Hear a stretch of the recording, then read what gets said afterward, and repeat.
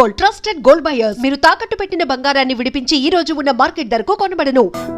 పేరుకి షహబాజ్ షరీఫ్ పిఎం కానీ మొత్తం నడిపించేది మొత్తం chief of army staff, ISI chief, వీళ్ళే నడిపిస్తారు పాకిస్తాన్ మొత్తంలో. సో వీళ్ళు ఇన్ని తట్టుకుంటున్నారు ఈ టైంలో ఇంటర్నల్గా.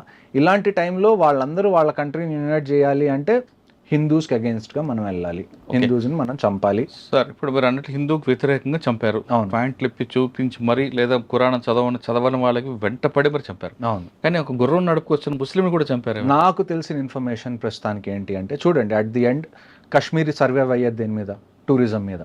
నేను ఇందాక చెప్పినట్టు. సో చాలా మంది టూరిజంలో ఎవరైతే ఉన్నారో కాశ్మీర్లో, they are really nice to people who visit there, ఎందుకంటే అది వాళ్ళ లైవ్లీహుడ్ కాబట్టి. సో నాకు తెలిసిన ఇన్ఫర్మేషన్ ఏంటి అంటే, ఈ గుర్రం అతను ఎవరైతే ఉన్నారో అతను ఈ ఇష్యూ జరుగుతున్నప్పుడు ఆ రైఫిల్ స్నాచ్ చేయడానికి ట్రై చేశాడు టెర్రరిస్ట్ దగ్గర నుంచి. సో అతన్ని కూడా అందుకని చంపేశారు. సాధారణంగా మీరు చెప్పిన ఆ ప్లేస్ మనం స్విట్జర్లాండ్, ఇండియన్ స్విట్జర్లాండ్ అంటాం. నేను కూడా వెళ్ళా. అక్కడ నూడిల్స్, మంచి గావా, ఇంకొక అవన్నీ కూడా బంద్ ఉన్నాయండి. మంచి క్వశ్చన్ అడిగారు. ఇంకొకటి నాకు తెలిసిన ఇన్ఫర్మేషన్ ఏంటంటే, రాత్రికి రాత్రి చాలామంది అక్కడ చాయ్ వాళ్ళు కానివ్వండి, లేకపోతే అక్కడ చిన్న చిన్న ఏవో ఒక బిజినెస్ చేసుకున్న వాళ్ళు ఎవరైతే ఉన్నారో వాళ్ళు రాత్రికి రాత్రి గాయమైపోయారు. వాళ్ళు పనికి రాలేదు next day. So somewhere locals also కొంతమందికి తెలుసు నెక్స్ట్ డే ఇలాగేదో పెద్దది జరగబోతుందని. ఎందుకంటే ఇలాంటివి నేను కాశ్మీర్లో డే టు డే బేసిస్ నేను చూసేవాడిని. ఎప్పుడైతే ఎక్కడన్నా ఏదైనా ఇన్సిడెంట్ జరుగుతుంది అంటే మాకుండే ఫస్ట్ ఇండికేషన్ రోజు రెగ్యులర్గా కనిపించే విషయాలు కనిపించకపోవడం. That is the first indication. అంటే ఇప్పుడు మీకు ఒక ఏరియాలో 10 కొట్లు ఉన్నాయండి, రోజు ఓపెన్ అవుతే రోజు అక్కడ బిజినెస్ నడుస్తుంది. ఒక్కసారిగా మీరు ఒకరోజు మార్నింగ్ వెళ్ళగానే 10 కొట్లు 10కి 10 బంద్ ఉన్నాయి అంటే ఏదో జరగబోతుంది అని చెప్పి. సో నెక్స్ట్ టైం కూడా ఇలాంటివి ఏమన్నా ఉంటే, నేను ఇందాక మీరు చెప్పినట్టు ఇక్కడ చేంజ్ అనేది రావాలి అంటే army, navy, air force, these people are doing it for the last 75 years. Change ఎప్పుడు వస్తుంది అంటే కాశ్మీరీ లోకల్ ఎప్పుడైతే వాళ్ళు వీళ్ళకి సపోర్ట్ చేయడం ఆపేస్తారో అప్పుడే వస్తుంది. కానీ ఇప్పుడు మీకున్న ఇన్ఫర్మేషన్ ప్రకారం మరొకసారి దాడి జరిగే అవకాశం ఉందంటున్నారు, వాస్తవం? చూడండి, ఇప్పుడు కొంతమంది ఇంకా ఆల్మోస్ట్ 1500 మంది OGWs అంటాం మేము, ఆన్ గ్రౌండ్ వర్కర్స్. అంటే మీరు సివిల్ భాషలో స్లీపర్ సెల్స్ అని అనుకోవచ్చు. 1500 మందిని డిటైన్ చేశారు. 1500 మందిని డిటైన్ చేయడం అంటే చిన్న విషయం కాదు. 1500 మందికి ఎన్ని జైల్స్ కావాలో మీరు ఆలోచించండి. వీళ్ళందరినీ ఉతికి ప్రతి ఇన్ఫర్మేషన్ బయటికి లావుతారు. ఎవరు దీని వెనకాల హ్యాండ్లర్స్ ఉన్నారు, అసలు దీని మొత్తాన్ని ఎగ్జిక్యూట్ చేసింది ఎవరు. Rashtriya rifles is going to do it's work అండి, అందులో మీకు డౌటే లేదు. ఎవరైతే ఈ టెర్రరిస్ట్ ఉన్నారో, ఎవరైతే దీనికి పాల్పడ్డారో వీళ్ళైతే ఖచ్చితంగా చచ్చిపోతారు. There is no doubt in it. కానీ వీళ్ళని చంపేస్తే ప్రాబ్లం అయిపోదు కదా. We also need solution for a long duration. Long term solution కావాలి. లాంగ్ టర్మ్ సొల్యూషన్ కావాలి అంటే Pakistan army needs to be targeted. దానికి మీరు వార్ చేయాలి అని అనుకుంటే వీఆర్ రెడీ టు పార్టిసిపేట్. మీరు ఒక్కసారి గో హెడ్ ఇవ్వడమే మీ చేతిలో ఉంది. అచ్చా సార్, ఈసారి వాళ్ళు అటాక్ చేస్తున్నప్పుడు డిజిటల్ ఎక్కడ కూడా డిజిటల్ సిగ్నేచర్ లేదు కాబట్టి మన ఇండియన్ ఆర్మీ ఫెయిల్ అయింది.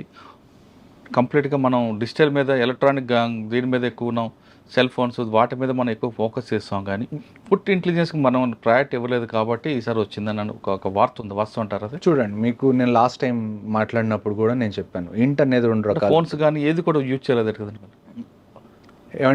ఎలాగో అలాగా ఇప్పుడు ఒక ఆపరేషన్ చేయాలి అని అనుకుంటే ఎక్కడో చోట కమ్యూనికేషన్ అనేది వాళ్ళు ఎస్టాబ్లిష్ చేసుకోవాలి, తప్పదు అది. ఎప్పుడు అంటే బీట్ ఫిజికల్గా కానివ్వండి, లేకపోతే టెక్నికల్గా కానివ్వండి, మనకి 2 రకాల ఇంటెలిజెన్స్ ఉంటాయి. ఒకటి ఫిజికల్ ఇంటెలిజెన్స్, ఒకటి టెక్ ఇంటెలిజెన్స్. ఫిజికల్ ఇంటెలిజెన్స్ కన్నా టెక్ ఇంటెలిజెన్స్ మీద మనం ఎందుకు డిపెండ్ అవుతాము అంటే, technical intelligence is most of the time is very accurate. ఎందుకంటే కరెక్ట్ ఉంటుంది, పిన్ పాయింట్ మనకు దొరుకుతుంది. లేకపోతే దాన్ని ఏమంటారు, ఇప్పుడు ఫిజికల్ సోర్సెస్ ఉన్నారు అయినా అవునా కాదా ఇటువంటి కొంచెం కొద్దిగా అందులో దాన్ని ఏమంటారు, మనకు కూడా డౌట్స్ ఉంటాయి. వీళ్ళు నిజంగా టెర్రరిస్ట్ గురించి చెప్తున్నారా, లేకపోతే మనల్ని టార్గెట్ చేయడానికి చూస్తున్నారా అన్నది. అలాగే చాలా మంది ప్రాణాలు కోల్పోయిన ఆపరేషన్స్ లో ఉన్నాయి, చాలా ఉన్నాయి. ఆ తర్వాతే మనం టెక్నికల్ ఇంటెలిజెన్స్ మీద ఎక్కువ డిపెండ్ అయ్యాం. ఎందుకంటే టెక్నికల్ ఇంటెలిజెన్స్ వల్ల ఏమవుతుంది అంటే, కొన్ని సిమ్ కార్డ్స్ వాడేవాళ్ళు మనకి కనీసం ఒక 10 meters రేడియస్లో ఎక్కడ ఉన్నారన్నది తెలుస్తుంది. 10 meter రేడియస్లో మనకు తెలియడం అంటే చాలా చాలా అక్యురేట్ అన్నట్టు. కొన్ని నెట్వర్క్స్లో ఎలాగుంటుందంటే అట్లీస్ట్ 200-300 meters, కొద్దిగా డిఫికల్ట్ అయినా కానీ 200-300 meters మనం కవర్ చేయడం పెద్ద ఇష్యూ కాదు. కొన్ని నెట్వర్క్స్ ఎలాగుంటాయంటే ఇంట్లో ఏ రూమ్లో కూర్చున్నా కూడా మనకి 5 మీటర్స్ అక్యురసీ ఉన్న నెట్వర్క్స్ కూడా ఉన్నాయి. ఓకే. సో అందుకని మనం ఎక్కువగా టెక్నికల్ ఇంటెలిజెన్స్ మీద డిపెండ్ అవ్వడం మొదలు పెడుతున్నాం. ఇంకొక విషయం ఏంటి అంటే టెక్నికల్ ఇంటెలిజెన్స్ ఎందుకు ఇంపార్టెంట్ అంటే కాశ్మీర్లో నేను మీకు చెప్పినట్టుగా ఇట్స్ సివిలియన్ ఏరియాస్ చాలా ఉన్నాయి. మీరు అర్బన్ వార్ఫేర్ అనేది చేయాలి. ఈ టెక్నికల్ ఇంటెలిజెన్స్ వల్ల ఏమవుతుంది అంటే కొలెటరల్ డ్యామేజ్ అనేది కంప్లీట్గా తగ్గిపోతుంది. సో అందుకని మనం టెక్నికల్ ఇంటెలిజెన్స్కి ఎక్కువగా మనం ప్రయారిటీ ఇస్తాం. కానీ మీరు చెప్తున్నాక ఫుడ్ ఇంటెలిజెన్స్ ఎందుకు ఇవ్వట్లేదు మరి? ఫుడ్ ఇంటెలిజెన్స్ ఇవ్వట్లేదని కాదండి, ఫుడ్ ఇంటెలిజెన్స్ కూడా మన దగ్గర ఉంటుంది, కానీ అదంత అక్యురేట్ కాదు అంటున్నాను నేను. అదే అవునట కాదట అది డౌట్ఫుల్ గా ఉంటుంది కొద్దిగా. అదే ఆర్మీని కూడా మిస్యూజ్ చేయడానికి కూడా. ఇంకొక న్యూస్ ఏమొచ్చింది మనకి దీని మీద అప్డేట్ ఏం తెలిసింది, వచ్చిన వాళ్ళు ఆర్మీ యూనిఫామ్ వేసుకొని వచ్చారు, వాళ్ళు జనాల్ని కన్ఫ్యూజ్ చేశారు. అన్నిటికన్నా నాకు బాధేసిన విషయం ఏంటి అంటే ఇదంతా జరిగిన తర్వాత కొంతమంది అడవులోకి పారిపోయారు చాలామంది టూరిస్ట్. ఇండియన్ ఆర్మీ అక్కడికి వచ్చి వాళ్ళందరినీ రెస్క్యూ చేస్తే వాళ్ళందరూ భయపడుతున్నారు.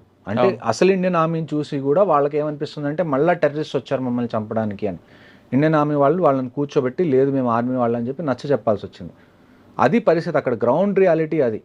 ఇక్కడ హైదరాబాద్ లాగానో లేకపోతే గుంటూరు లాగానో విజయవాడ లాగా లాంటి రియాలిటీ కాదు ఇక్కడ. ఇక్కడ మనకి ప్లేన్స్ ఉన్నాయి, ప్రతి చోటకి మీరు ప్రతి చోటకి రోడ్డు ఉంది, మీరు వెహికల్ తీసుకొని ఆల్మోస్ట్ అక్కడ దాకా వెళ్ళొచ్చు. కానీ కాశ్మీర్ అలా కాదు, టెరైన్ పరంగా కూడా మనకి చాలా ఛాలెంజింగ్, ఆ తర్వాత క్లైమేట్ పరంగా కూడా మనకి చాలా ఛాలెంజింగ్గా ఉంటుంది. కానీ ఏ ఛాలెంజెస్ ఉన్నా కానీ నేను మీకు చెప్తుంది అదే, ఇఫ్ అ సొల్యూషన్ ఏదన్నా గవర్నమెంట్ తీసుకుంటే we are ready to encourage it, we are ready to participate in it. Okay sir, ఇప్పుడు కొంతమంది ఎస్కేప్ అయ్యారు అంటే కొంతమంది దాటి ఉండొచ్చు, లేదా ఇంకా లోపల కొంతమంది ఉండొచ్చు. మరొకసారి అటాక్ చేసే అవకాశం ఉందంటే కేవలం పెహల్గా కాకుండా మిగతా ఏరియాలు ఆ తర్వాత కూడా ఇప్పుడు 2 ఆపరేషన్స్ జరిగినాయండి. ఆ తర్వాత కూడా నేను అదే చెప్తుంది, కాశ్మీర్లో ప్రతిరోజు ఏదో ఒక సెక్టర్లో ఆపరేషన్ అనేది జరుగుతుంది. బారాముల్లాలో నిన్న 2 మనం చంపేశాం టెర్రరిస్ట్ని ఎంటర్ అవుతున్నప్పుడు బారాముల్లా సెక్టర్లో. ఇవాళ ఉదయం నుంచి మళ్ళీ ఇంకొకటి ఆపరేషన్ స్టార్ట్ అయింది ఉదంపూర్ దగ్గర బసంత్ నగర్లో. అందులో పారా ఎస్ఎఫ్ సోల్జర్ కూడా మళ్ళీ ఒక ఆయన ఇవాళ చనిపోయారు. నిన్న జరిగిన 22న జరిగిన అటాక్లో హైదరాబాద్కి చెందిన ఐబీ ఆఫీసర్ చనిపోయారు. ఆ తర్వాత ఒక Indian navy officer lieutenant Vinay అని, ఆయనకి గట్టిగా ఒక వారం రోజులైంది మ్యారేజ్ అయ్యి హనీమూన్ మీద వైఫ్తో కలిసి అక్కడికి వెళ్ళారు, ఆయన చనిపోయారు. So every drop of blood there will be a revenge. అంటే ఇప్పుడు చనిపోయిన 26 మంది ఉన్నారండి, చంపిన 4 ఉన్నారు. ఆ 4 మనం చంపుతామా లేదా వాళ్ళని? ప్రతి ఒక్కళ్ళు, 4 కాదు, ఈ 4కి ఎవరైతే సపోర్ట్ చేశారో, ఈ ప్లాన్ ఎవరైతే వేశారో, దీన్ని ఎవరైతే ఎగ్జిక్యూట్ చేశారో, వీళ్ళకి లాజిస్టిక్ సపోర్ట్ ఎవరిచ్చారో ప్రతి ఒక్కళ్ళు. ఇజ్రాయెల్ చేసిందండి, ఇజ్రాయెల్ లాంటిది ఏం చేసింది, గాజాకి వెళ్ళింది, ఎవరైతే సపోర్ట్ చేశారో వాళ్ళందరినీ చంపేసింది. రష్యా యుక్రెయిన్ మీదకి వెళ్ళింది, మనం ఎందుకు వెళ్ళలేం? మన మీద కోర్టులో కేసు వేస్తారు, ఇంటర్నేషనల్ కోర్ట్ ఆఫ్ జస్టిస్లో ఏనివ్వండి. కోర్టు కేసులు మీరు సివిల్లో చూస్తారు కదా, ఎన్ని రోజులు నడుస్తాయి కోర్టు కేసులు? సంవత్సరాలు నడుస్తాయి, నడవనివ్వండి. మీకు this is the time you have to teach them A lesson. మీరు ఇంకా దీన్ని డిలే చేసి మేము సాఫ్ట్గా ఉంటాం, మేము పద్ధతిగా ఉంటాం, మనం ఏమన్నా సవాలమా?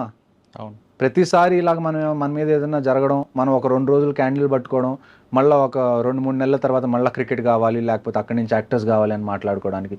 At least this time take a stand. ఎందుకంటే ఈసారి జరిగింది ఆర్మీ మీద కాదు, మనకి పుల్వామా జరిగింది. పుల్వామా ఎవరి మీద జరిగింది? ఆర్మీ మీద జరిగింది, సిఆర్పిఎఫ్ మీద జరిగింది. బట్ దిస్ టైం ప్రజల మీదకి వచ్చింది. ఎవరి దగ్గర అయితే ఒక వెపన్ లేదు, ఎవరికైతే ఏ ఇంటెన్షన్ లేదు మీతో గొడవ పడాలనుకున్న వాళ్ళ మీద, ఎవరి దగ్గర అయితే దాన్ని ఏమంటారు శక్తి లేదో వాళ్ళ మీద మీరు శక్తిని ప్రదర్శించారు.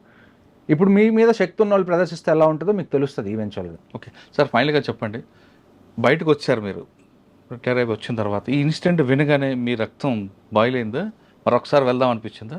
ఖచ్చితంగా నేను మీకు ఇందాటి నుంచి అదే చెప్తున్నాను, if war is the only solution now, మాకు ఫోన్ కాల్స్ లెటర్స్ రావాల్సిన అవసరం కూడా లేదండి.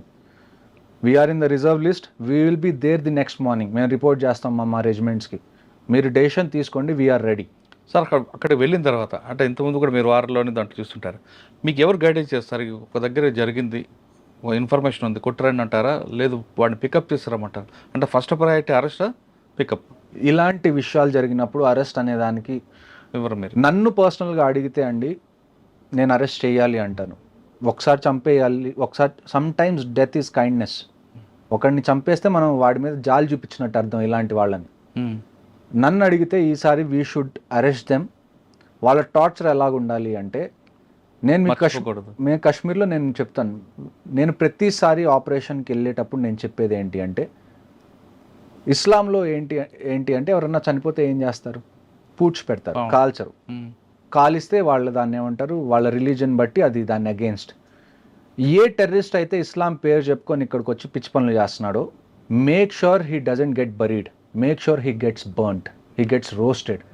వాళ్ళకి ఎలాగ ఉండాలి అంటే, వాళ్ళు ఏదైతే అనుకొని వచ్చారో, నేను ఇదంతా చేస్తే నేను స్వర్గానికి వెళ్తాను, నేను నన్ను పూడ్చిపెట్టిన తర్వాత అని అనుకున్నారో, ఆ థాట్ని చంపేసేయండి. నేను ఇప్పుడు కూడా అదే చెప్తున్నాను, ఎవరైతే వీళ్ళు ఉన్నారో నన్ను పర్సనల్గా అడిగితే killing them is not the answer. వాళ్ళని నించోబెట్టి వాళ్ళకి కనీసం ఒక 2-3 సంవత్సరాలు ప్రతిరోజు చిత్రహింసలు పెడితే తప్ప నెక్స్ట్ వచ్చే వాళ్ళకి ఆ భయం ఉండదు. చంపేస్తే ఏమవుతుంది, వస్తున్నాం చస్తున్నాం, వీ విల్ గెట్ 72 వర్జిన్స్ అనే డిల్యూషన్లో ఉన్నారు వీళ్ళు. అవును, జిహాద్ అంటున్నాడు కదా. ఈసారి రానివ్వండి, పట్టుకోండి, వాళ్ళని చంపకుండా వాళ్ళని జీవత్వాల్లాగా ఎన్ని రోజులు ఉంచగలిగితే అన్ని రోజులు మీరు ఉంచండి. That is how you teach a lesson నన్ను అడిగితే. కానీ దొరికే అవకాశం తక్కువ అంటారు. ఖచ్చితంగా దొరికే అవకాశం తక్కువ కాదండి. ఇప్పుడు ఏంటి అంటే, వాడి దగ్గర వెపన్ లేదనుకోండి, ఈజీగా వెళ్ళి ఎంత కష్టమైనా కానీ మనం పట్టుకోవచ్చు. కానీ మనం అక్కడికి వెళ్ళినప్పుడు ఏమవుతుందంటే గన్ ఫైట్ స్టార్ట్ అయిపోతుంది, ఫైర్ ఫైట్ స్టార్ట్ అయిపోతుంది.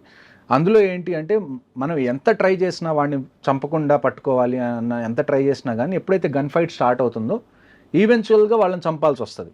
కానీ ఇప్పుడు ఈ జరిగిన ఇన్సిడెంట్లో 4 వచ్చారు, కానీ మరో 3 వాడికి ఎస్కేప్ చేయడానికి కూడా ఉండొచ్చు అనేది ఒక ఇన్ఫర్మేషన్ ఉంది. ఇంకొక ఇన్ఫర్మేషన్ నాకు వచ్చింది ఏంటంటే, ఈ మొత్తం ఆపరేషన్ అయిపోయిన తర్వాత, వాళ్ళు చేసింది ఏదైతే ఉందో అది అయిపోయిన తర్వాత ఒక 2-3 లోకల్స్ వాళ్ళని తప్పించుకోవడానికి హెల్ప్ చేశారన్నది నాకు వచ్చిన ఇన్ఫర్మేషన్.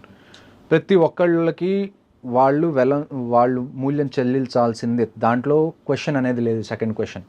కానీ అది ఎలాగన్నది మనం వేచి చూడాలి.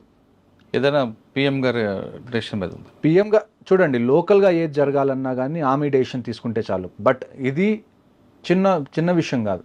ఆర్మీ మీద ఏదైనా అటాక్ అయింది, లేకపోతే ఏదైనా టెర్రరిస్ట్ ఆపరేషన్ కాదు ఇది. It is a direct declaration of war. ఎందుకంటే వాళ్ళు సివిలియన్స్ని టచ్ చేయకుండా ఉండాల్సింది. సివిలియన్స్ని టచ్ చేశారు అంటే directly or indirectly somewhere they want war, we will give it to them. Okay, Kashmir మీద యుద్ధం ప్రకటించారు పాకిస్తాన్ అంటున్నారు మేజర్ హర్షవర్ధన్ గారు. అక్కడ చనిపోయింది టూరిస్టులు కాదు, భారతదేశం మీద యుద్ధం ప్రకటించారు. కాబట్టి ప్రతి ఒక్క ప్రాణానికి మనం ప్రతీకారం తీర్చుకోవాల్సిన సమయం ఆసన్నమైంది అంటున్నారు మేజర్ గారు. ఇప్పటికైనా ప్రధానమంత్రి గారు ఖచ్చితంగా సరైన సమయంలో మంచి డెసిషన్ తీసుకుంటే, నేను బయటికి రావడానికి నాతో కాదు, నేనే కాదు, ఖచ్చితంగా రిటైర్ అయిన వాళ్ళందరూ కూడా ముందుకు వస్తాం. ఫోన్ కాల్ కూడా అవసరం లేదు, జస్ట్ న్యూస్లో చెప్తే చాలు, వస్తాం, మన సడాకని చూపిద్దాం అంటూ ఆయన వార్నింగ్ ఇస్తున్నారు. ఇప్పటికైనా చాలామంది కేవలం టూరిస్టులు చనిపోయినప్పుడు మాత్రమే మనం క్యాండిల్ ర్యాలీలు తర్వాత కార్యక్రమాలు చేసి ఏదో మమా అనిపించకుండా, ఎప్పుడు కూడా మనం ఎప్పటికైనా సరే మన దేశ పాకిస్తాన్ కాబట్టి దాంతో ప్రతీకారం చేయడానికి మీరందరూ ముందుకు రండి. అంతేగాని భారత్ పాక్ మ్యాచ్ అవ్వగానే చప్పట్లు కొట్టడం, పాకిస్తాన్ హీరోయిన్లు వస్తే వెల్కమ్ చెప్పడం అనేది కరెక్ట్ కాదంటూ ఆయన చెప్తున్నారు.